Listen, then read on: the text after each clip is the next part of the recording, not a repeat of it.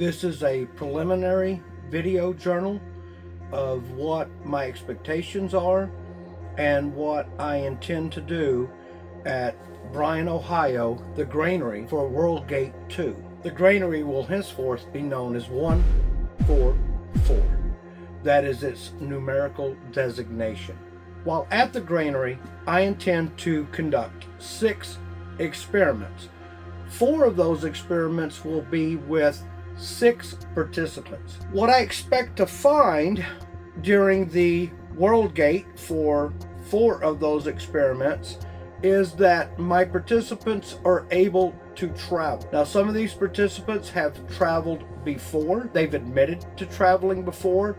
Others are interested in traveling, while still more of them, at least 2, have never traveled, and one of those 2 does not believe that he can travel. Attention Area 144. Project Peregrine, Experiment 1. System calibration test in progress.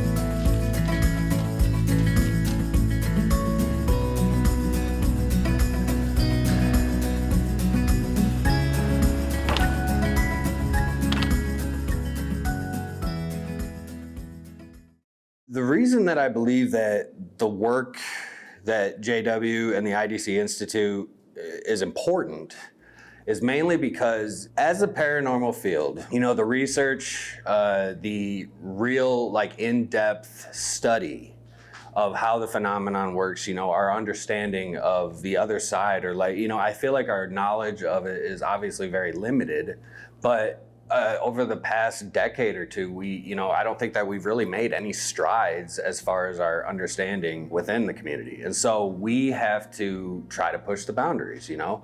And if we don't push the boundaries, then we're just gonna continue to remain stagnant. And so I thought it was very important for the way that JW is basically taking these frequencies and trying to artificially induce a state of mind where you're astral projecting possibly, or even investigating on the other side.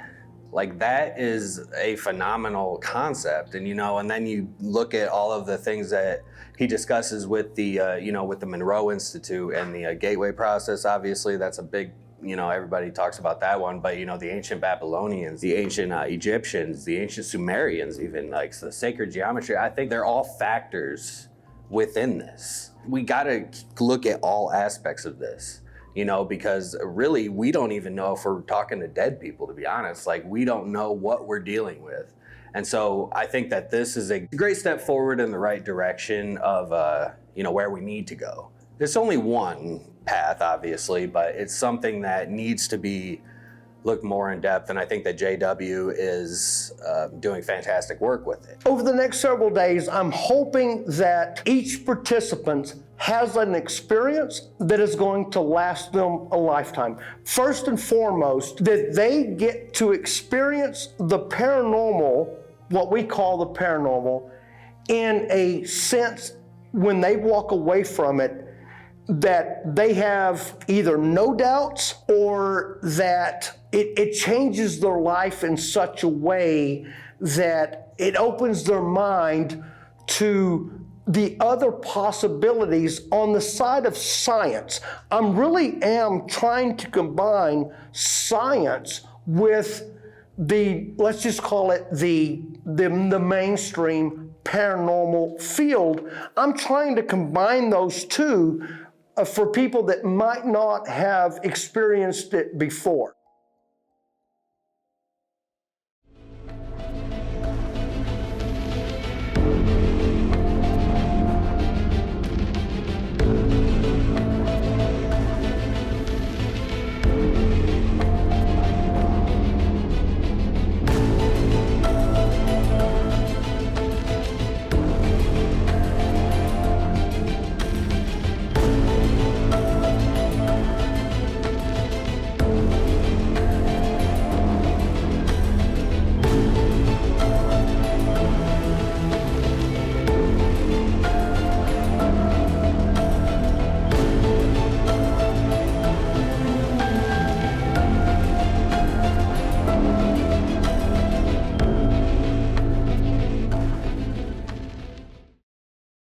We're going to treat these experiments as serious as they actually are. Now, we talked earlier about there's certain experiences that some of you have had leading up to this. I don't want to know about it. I am somewhat familiar with the Grainery. I don't live too far away from here. When Austin talked to me first about coming here, I kind of had a little bit of a deja vu, I guess, from experience just by driving by here a few years ago. So it was kind of like, I guess, a premonition that I had and didn't realize it until Austin was talking to me about this right along with JW. And when I had that deja vu, I was kind of blown away a little bit. I knew that I really needed to be a part of this experiment. Some of the things that have been going on since we got invited out here, I was at work the other day. I live almost 200 miles away from most of my coworkers, and we were just on a mutual call with a person that day. And after the call, she messaged me on the side stating that she was a medium. She had brought up that she knew that I was going to do something that involved the paranormal. And I said, yeah, and I'm into that kind of stuff. And didn't tell her where I was going, what I was doing, but she said that wherever we're going, there is some kind of negative energy attached to the land. And she just warned me to be careful of any attachments. And I was like, oh, okay. But she did mention, oh, but it's cool because there's also a lot of spirits there from the 1800s all the way through the 1900s. So I was like, well, that's all very interesting. Told my husband about it, who's also here with me. And then later that night, I was doing some of my meditation practices and went to bed listening to some of my, helping to open my third eye, that kind of stuff. And it was like the music stopped on it, and then all of a sudden it felt like somebody just like lifted my head and then dropped me back on my pillow, and it just brought me back awake. And so it's just been some excitement getting ready to come here. I am looking at this from the science side. I'm looking at this from the frequencies, the ancient geometries. I'm looking at this from my angles. There's certain spiritual things and supernatural things that you may have experienced. You're going to be talking about with the crews, the production crew and all that. I don't want that to affect the experiments that I've already set in place. I have worked for months to get these experiments to the best of my theories, and I don't want to contaminate my thoughts and feelings and start changing. The last thing I want to do right now is start changing experiments because I heard something, I'm like, you know what, I'm going to try that. No, I've got protocols set in place, and I'm not going to do that. The next thing we're going to do is actually start setting up the Sepa. I've got to get measurements. We've got to get the computers going. We're getting the power issues worked out. There's going to be a lot of stuff we got to do. There's a lot of work to do today. Between today and tomorrow morning, we're going to be doing testing. Either tonight or tomorrow morning, we'll be doing testing, and the first experiment is not till tomorrow afternoon. Every time I've done these experiments, something has gone wrong, and I won't even go into just the 36 hours it took me to get here, but it happens every time. The paranormal in general is endlessly fascinating. We're never going to have all the answers, and I think us as human beings are always trying to search to unravel that mystery, even if it's piece by piece every day that we we have here in the physical plane, and we're always going out and trying to figure out why the phenomenon does take place, but also about life after death. I mean, what comes after we actually live in the physical plane? Our energy does live on. I believe that, you know, as much as I breathe oxygen in every day, it's that real to me because it's a part of my life every day. This is something that we all universally think about because inevitably we're all going to die. There's no way around that when it comes to our bodies and having to leave. And if there's something after we pass away, then there's the answer that we're always looking for. Now, astral projection is actually when you leave your body and actually go to another place, and you can actually control the situation of where you want to go by thought, and there's a lot more ability there. Now, there's something else called remote viewing, which is something that they've said, years ago, the government, the Nazis were all experimenting with this sort of thing, probably because they were trying to use that to get information to win future battles or to go up against their enemies. But everything that I do believe is when it comes to spirituality is that if you're using some sort of spiritual ability, it has to be used for good. That's why it'll never work for your intentions if they are bad and negative. Remote viewing is a different perspective, is that when you don't leave your body, you're actually watching like a movie playing out, or you're watching it through someone's eyes. Now, this is something that's happened to me many times as well. And that's just something where you're just like in front of a screen and watching something unfold. It could be something in the future. It could be something in the past. Typically, psychic visions as such, and even remote viewing, kind of looks like a bad documentary. It's kind of blurry, so it's kind of hard to kind of zero in on what you're seeing. And that goes for astral projection as well. But those are kind of little different perspectives. Those two things, remote viewing and astral projection. Astral projection is out of the body. Remote viewing, you do not leave your body, but you are watching something take place with whatever time and space it's being shown to you. We're going to do all the measurements for the Sepa. It's a 5-point star. We got 36 degrees. I'm going to start laying out my measurements. The Sepa, as you follow along with us throughout this series, you're going to see how important these first measurements are as we go along. So let me start in this corner. The Sepa is a sacred geometry. The Babylonians, going all the way back to the Babylonians, they were working with angles even before, and they taught the angles to the Egyptians.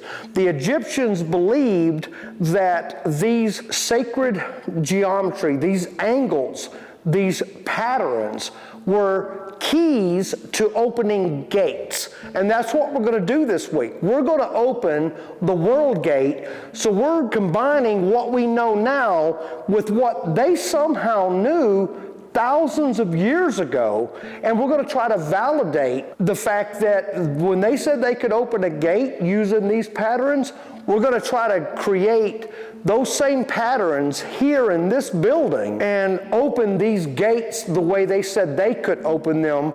We have a series of experiments that we're going to be running. There's going to be a few called the Hyper Realm experience, which I guess is supposed to be a localized, almost investigate on the other side kind of deal. Then we have the WorldGate, which is essentially we're just trying to open up a doorway and hold it open. But then we're going to actually be investigating a few times after we do this, because we want to see how the physical environment reacts to what we're doing. Because obviously there's a few different aspects of all this. There's the physical realm, there's the local realm, which is the Hyper Realm experience, and then the WorldGate.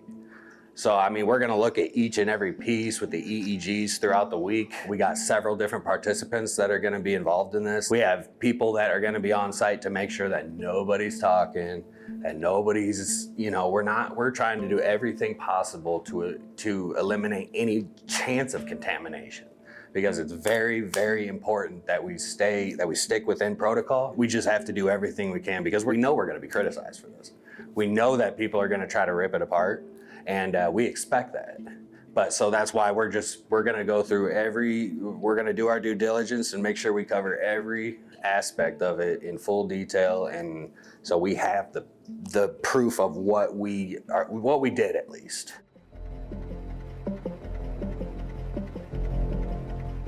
It's odd because it's actually in line with a lot of the theories that I've had myself. Do I think it'll work? I don't know. It was extremely surreal. Wasn't expecting anything, really. Even with everything yesterday, I went in, I tried to blank my mind out and just let whatever happened happen. I was blown away. That's what experiments are for. It's to test the boundaries. You know, you have to come up with a theory and an experiment to test that theory. And that's what he's done. And he has scienced the hell out of this. So that's what really impressed me, was all of the research and development and background that was done isn't just haphazardly done. It's very systematic, very scientific method. And that's what definitely hooked me. So I'm excited to see what happens. I'm very open-minded to it. I will be extremely ecstatic if we actually do manage to make it to the other side, to see the other side, because there's questions, and I hope to answer at least some. I'll probably come back with more, though. I actually came in blind. I didn't really do any kind of research at all. I honestly didn't even really know exactly what we were doing until about 24 hours ago. So I kind of came in here literally blind, not even realizing what was kind of going on, and I kind of liked it that way. I didn't want to be too nervous or scared, so not knowing was probably better. After I talked to JW in Austin, you know, and they told me that I was being blindfolded and stuff, and that night when I went to bed, I was sleeping, and I must have been just, you know, he was talking about, you know, being blindfolded and whatever and stuff, so I think that was just on my conscious, and I was laying in bed, and I got, you know, my cat sleeping with me, and I was thinking I was like in an enclosed, like claustrophobic type of situation, and I'm laying there and thinking, I know I'm just being like suffocated, but like I was locked in a cage or something, and I had to get out. I had to like throw the cats all out of the way and like get up, and it's like, you know, I'm okay. Well, what I hope to do is leave completely outer space. I want to go like as far out as I can go.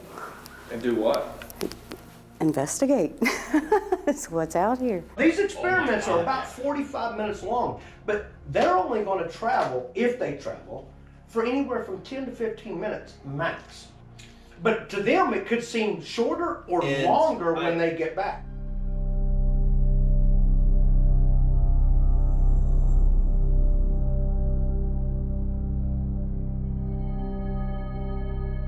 The grain elevator here was built in 1910. And it actually is not the first grain elevator. There was an original one that was actually across the tracks on the other side. But that one caught on fire, and they ended up demolishing it. And then this one was built. But I think that the land is really more where the energy comes from. So I mean, we can start off in the early 1840s, 1850s. I have gotten information from a local historian that found in some personal journals and stuff from a couple people back in the day, like prominent individuals, I guess, that recorded that there were a number of infant bodies that were found along the railroad tracks right here within like a quarter-mile stretch, but specifically like right back here. And I don't know how many they found exactly, but I know that I think it's probably around 5. So that happened. And the idea, I think the thought process behind that was that Bryan used to be a big brothel town apparently, like back in the early 1800s, and a lot of politicians would come here. And this, obviously this is just a theory. So these politicians would get these prostitutes pregnant, and instead of, like, when they would have the baby, they would abandon it because, you know, back in the day, if you were a politician and you had an affair or you had what they would call a bastard child, that was not good for your career. That's just speculation, obviously, but it makes sense. But then, 1905, there was a woman by the name of Mrs. Hoy. And back in 1905, they didn't use the woman's first name. They would say Mrs. Hoy. They would talk like that. But there's a couple of different versions of this story, but both of them involve Mrs. Hoy right here at the crossing, the railroad tracks, and her getting hit by a train and mangled and dismembered. Apparently her head was thrown 50 yards down the tracks. And I mean, all this was right outside here. One version of that story is that her and her daughter were walking along Walnut Street right up to the tracks, and the daughter, being a young child, she was a little reckless, and so she jumped across the tracks as the train was coming. And the mother reacted and tried to grab her to stop her from doing it, and she ended up getting hit, and that's how that happened. But another version of the story is that they were in a carriage or a cart or something, and somehow, some way, they got stuck on the tracks and got hit that way. But regardless, they ended up finding, I know the story does say that they found her dismembered head, decapitated head down the railroad tracks. So there's a couple of different stories, but the worst part about that, like part of the article is that the child was there and witnessed it. And so I mean, that's horrible. But like, I can't imagine, like, I don't even know if that kind of impact on that child would even leave an imprint here. Like, and I mean, I guess I'm not sure, but that's one of the thought processes I have. And I actually found this story out. I heard from the former owner's wife, who was like 93 years old at the time, and her live-in nurse called me one day because they saw that we were doing an event out here. And so I went over there, and she told me that her husband used to own this in the late 50s into the 60s. And I think he was something maybe into the 70s. But in 1959, there was 2 contractors here from Columbus Grove, Ohio. They were working on the conveyor belt. One of the guys' name was Jack Hayden. He was a young guy. And he was down here working on the conveyor, and he had his partner upstairs at the control switch. And Jack told him to, hey, go ahead, turn it on. The guy flips it on. Jack didn't know that his pant leg had caught in the conveyor. And by the time that he yelled up to the guy to stop it, his leg was partially torn off. And so, unfortunately, Jack bled to death down here in the basement before the ambulance could arrive, and he was pronounced dead on scene. I think that a combination of all of that, I mean, it's just a lot of horrible death, man, and especially in a place that you would not expect there to be. And so I think that whatever is here, this super strong, and I don't know if it's evil, I wouldn't say evil, probably just dark and powerful. I think that it kind of uses that, it manifests with all that. And so I mean, I don't know, man. People are attacked here and affected here, and like even, psychic mediums that come here, Nick, Raw, all these people have come here and experienced like a powerful, like a strong energy.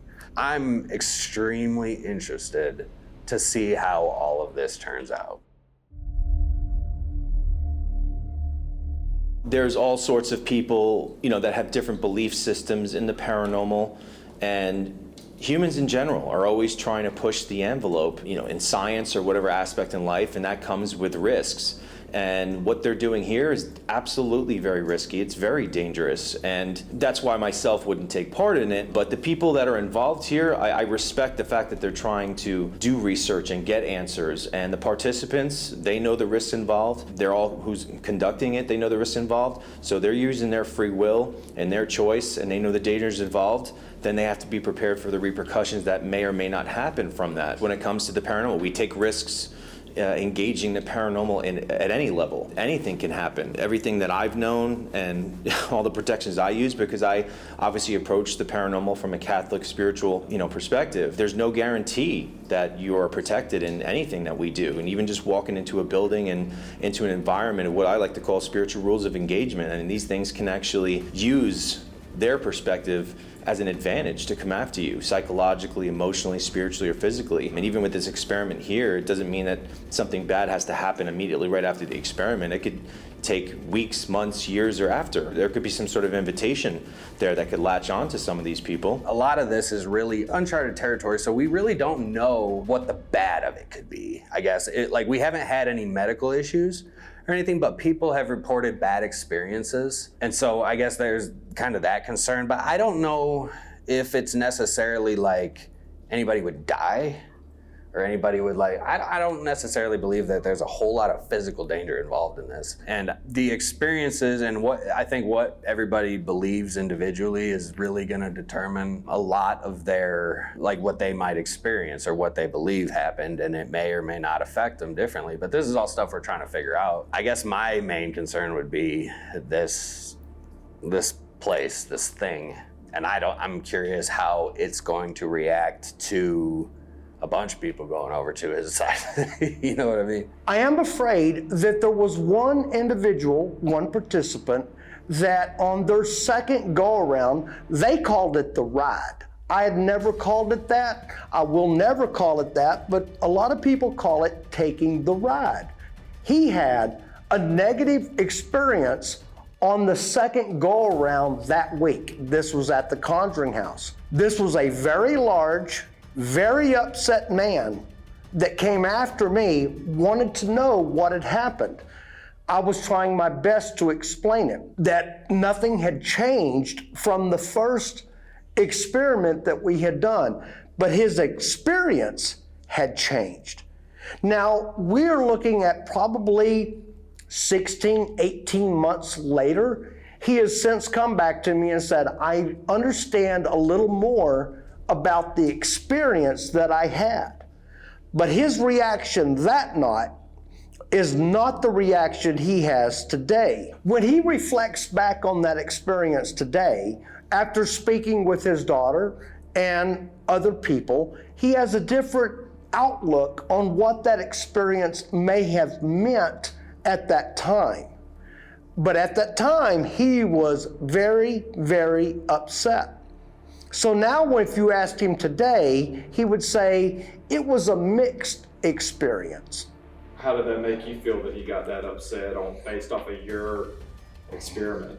When he came out of that house that night, I had a smile on my face as I looked out the trailer. I thought the experiment had gone amazing. And to see the look on that man's face, it hurt me. Okay. Can you talk about what he saw? What made him upset?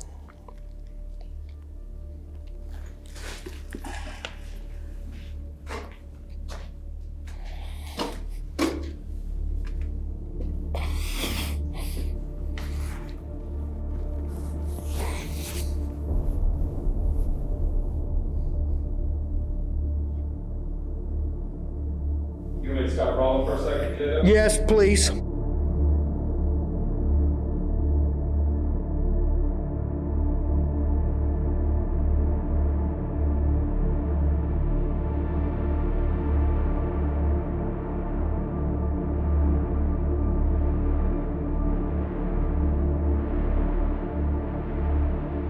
So what I learned from that on my experience as the curator of putting on the experiments was protocols are put in place for a reason. I won't go into a lot of details, but some of the protocols were changed on that experiment. I won't do that again. I know the risk. I make sure that the participants know the risk. But take no mistake, I will not intentionally put anyone in harm's way. My first instinct is to do no harm. We're simply trying to find some answers, but I would never push anyone beyond their limits. I want them to know what they are getting into. That was a misunderstanding on the protocols, and that will never happen again. Experiment 1, system calibration test in progress. So what is this noise right now, That's Jay? the Arecibo message. That's the one that they sent out into outer space, that if any aliens, it's a binary code. If the aliens receive it, anybody out there receives it, looking at the binary code, it actually gives you a picture of what the human race wanted to send as a message to outer space. So it's been traveling since the 1970s. This is the binary picture that they sent out to the aliens of the human race. Cowboy? No, that's me. Black Hat. This. Oh, nice. That's what those frequencies turn out to be, is that picture. If anything out there receives that and deciphers the code, that's the picture they're going to see of the human race and what message they wanted them to have.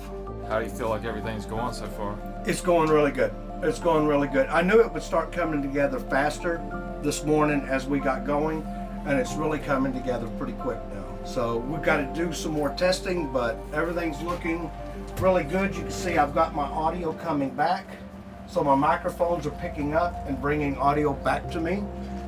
So we've got that. We've got our cameras all are up and running now.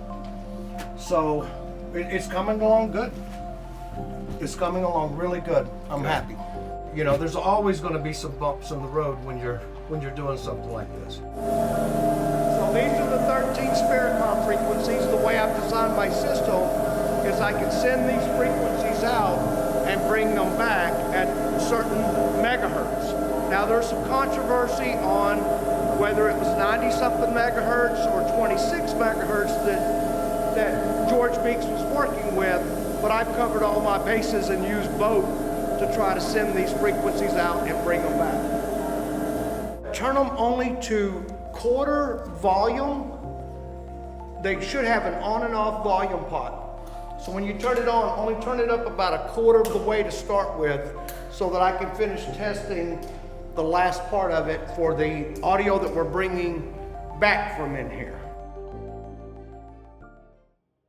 So some of the information that we're trying to find out exactly is we're going to try to correlate the participants' testimonies, their exit interviews basically, which is they are going to, when they come back from wherever they went, if they travel, then we're going to be measuring their EEG readings, you know, all the different brainwaves, the alpha, the beta. We're going to be trying to correlate the readings with the experiences of the participants.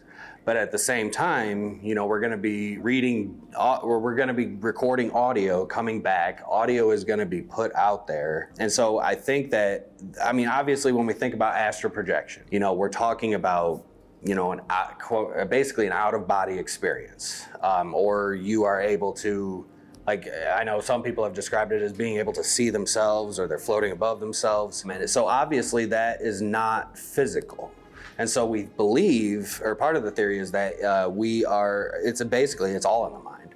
And you know, when you start looking at near-death experiences, or even right before death, brainwave levels skyrocket. And shortly after death, they skyrocket.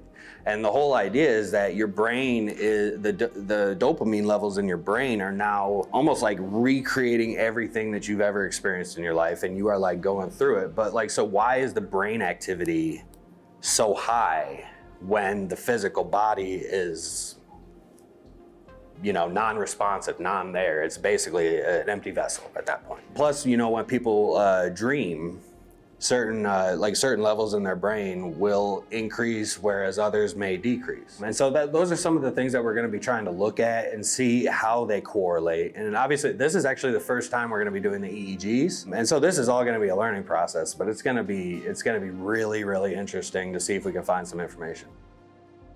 My hopes are that when these participants return from their experience, that they have shared some kind of an alternate reality, if they can confirm it. The way I've set up the protocols, if this had been the actual one of the experiments, you would stay in your cot until the PAs come up here to get you. Whoever the head PA is will start with participant 1, aid them in stopping the recording and all of that. The head PA will take participant 1 down to the interview area. The rest of everyone will stay in their cot. At the end of your interview, you will then go outside to the room outside, and then you are free to talk to anybody you want to talk to outside this building. These are simply protocols that I'm putting in place to make sure that we don't contaminate experiences of various different participants. There's no guarantee that any of them will travel, but I would like to think at least 30 to 40% of the participants for each experiment will travel. They will at least have some kind of experience, if nothing else, some kind of an altered reality or a alternative consciousness that they can then come back and relate to us.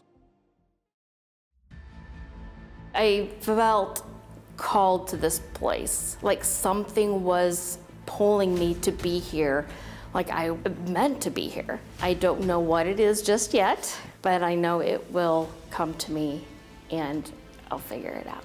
I'm looking forward to it, and I was glad that I was asked. I'm happy to be a part of it. I'm happy to be helping doing the setups and teardowns and whatever it is, you know, the background stuff to help. Now, it would be great if we actually open a portal, see what's on the other side, even for a brief moment, and then we close it back down. Let's face it, we are really messing with some stuff here that is really above our pay grade. But everyone that has made any accomplishments in this world went above their pay grade and achieved something, or at least attempted it.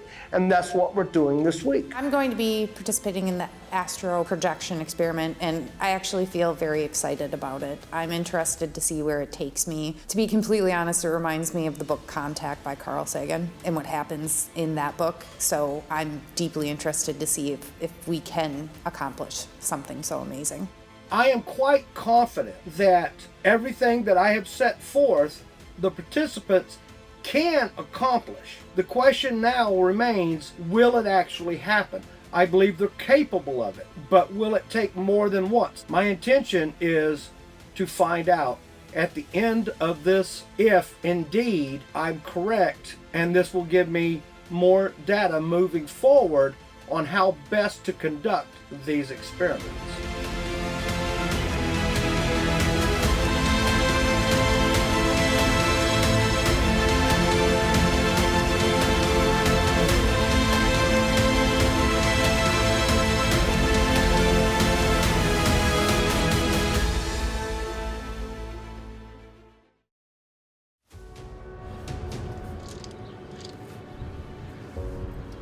Back at the Granary.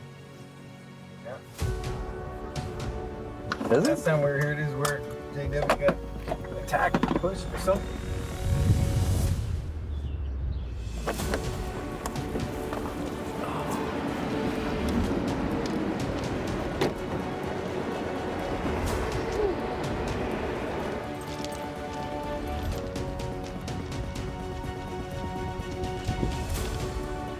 You guys weren't going to do this without us, were you? How's it going, guys?